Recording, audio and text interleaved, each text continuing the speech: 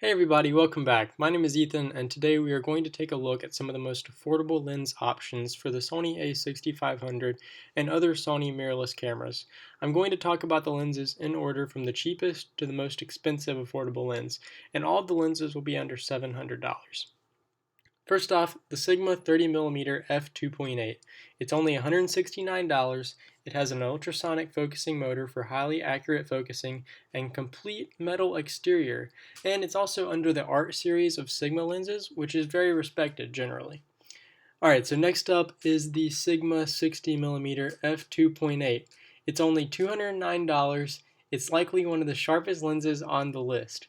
Perfect for still photography, but even videographers who picked up the A6500 can use it for portrait and getting a nice bokeh at weddings. Alright, so next is the Sony FE 50mm f1.8. It comes in at $248. The 1.8 aperture lets in more light and creates beautiful defocused bokeh. Perfect for portraits and fast focusing. Alright, so next is the Sony E55 to 210 f4.5 to 6.3.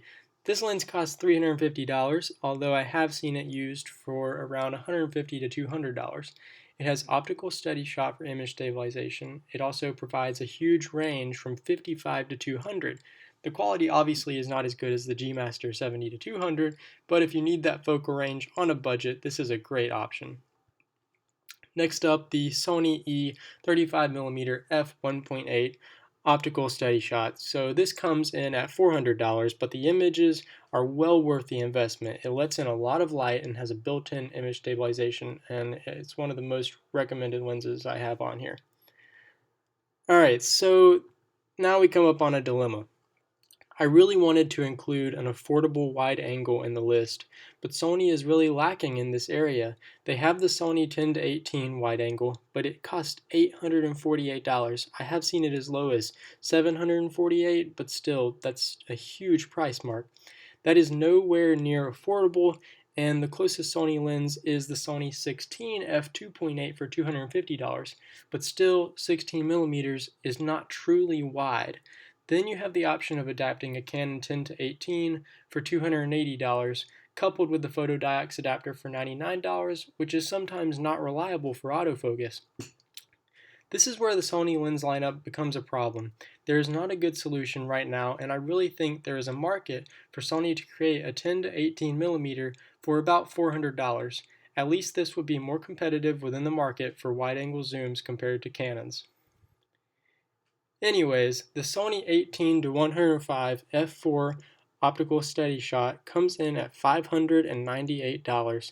It is very sharp, focuses very well, and has a constant f4 aperture.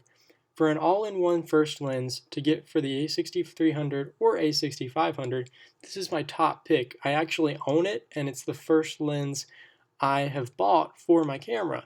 It's just a great way to get wide and all the way to a tight focal length and still be cost effective.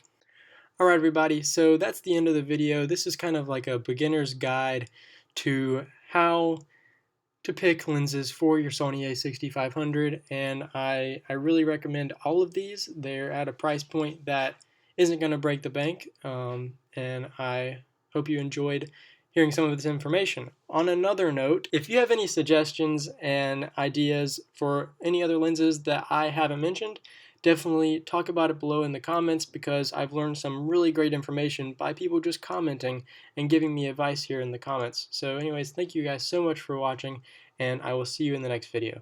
Bye.